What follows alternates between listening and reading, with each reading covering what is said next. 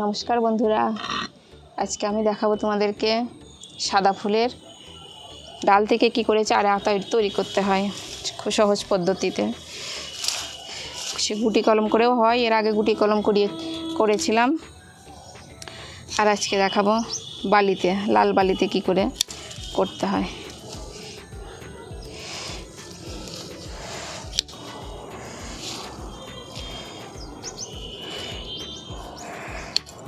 এইগুলো আমার মাদার গাছ থেকেই কাটা ডালগুলো।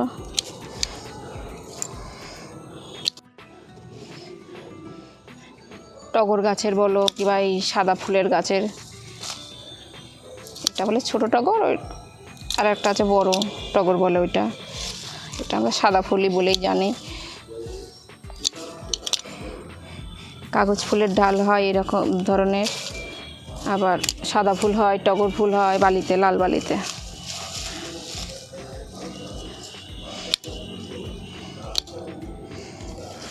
একটা পেন্সিলের সাইজ এভাবে করে কেটে নিতে হবে কাটার দিয়ে। সেইগুলো আমি সবটাই বসাবো, লাস্টে বসাচ্ছি। এগুলোকে দেখিয়ে নিই কটা।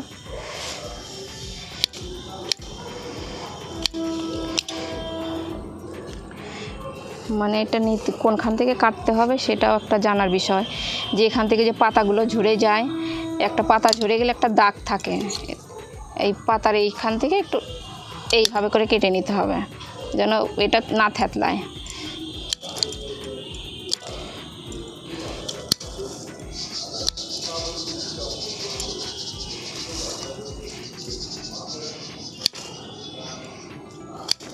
ওগুলো সবকটা আমি পরে বসাবো, এগুলো আগে দেখিয়ে নিই। এই ধরনের কেটে নিয়ে, পাতা রাখলে হবে না, এই ধরনের কেটে নিয়ে তারপরে এই কাগজটা উঠে গেছে, এটা কাটিং হরমোন পাউডার, এইটাতে এইভাবে করে চুবাতে হবে।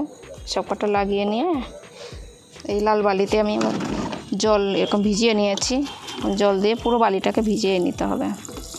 আমার ভিজানোই আছে তাই একটু দিয়ে দেখালাম। পুরো বালিটাকে ভিজিয়ে নিয়ে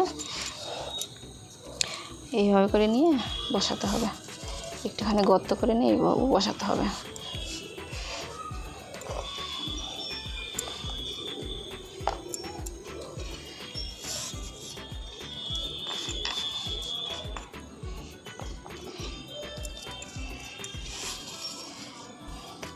টগর ফুলের, সাদা ফুলের, তারপরে কাগজ ফুলের কম ডাল থেকে চারা তৈরি হয়।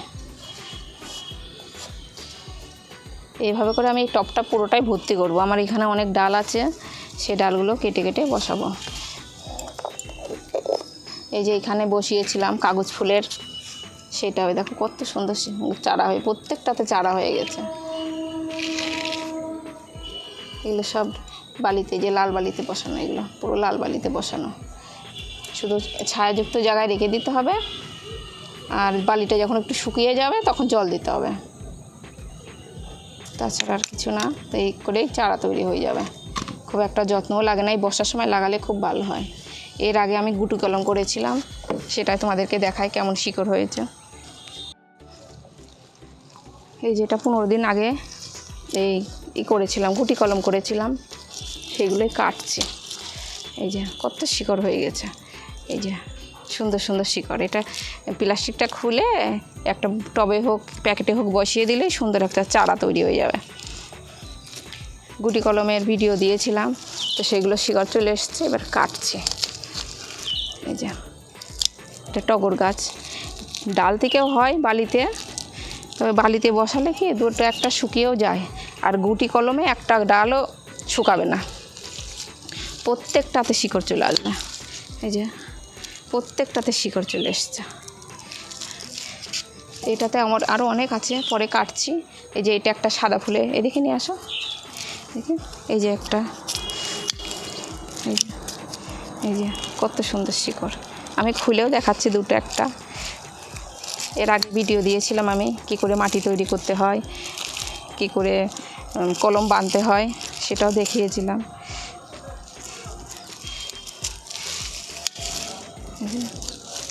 প্রত্যেকটাতে শিকড় চলে এসছে। সে ভিতরে এখন অনেক আছে, ওগুলো ওই যে আছে, সেগুলো আমি পরে কাটবো।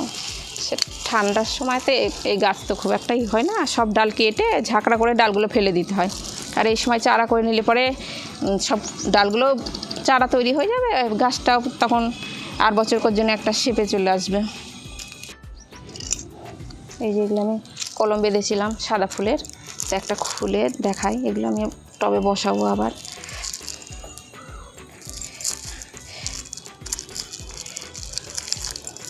বাড়িতে থাকা যে কোনো প্লাস্টিক দেই এই বর্ষার সময়তে বাঁধলে, সব সময়তেই হয় যারা নার্সারিতে 12 মাসই হয়, তবে এই বর্ষার টাইমে সাকসেসটা রেটটা বেশি ভালো হয়।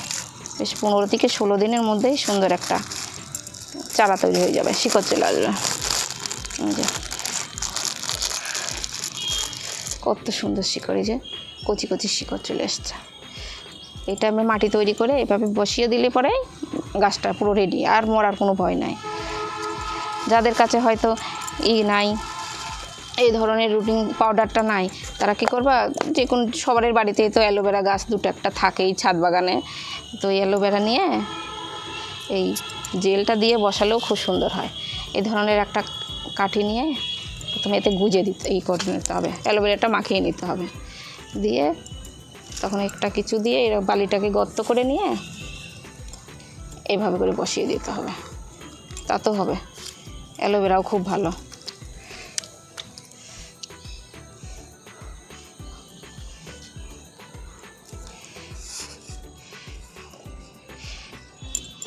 এই ধরনের বসিলে হবে।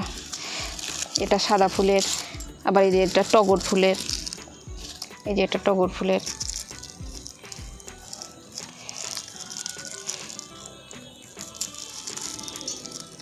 একটা খুলে দেখায়।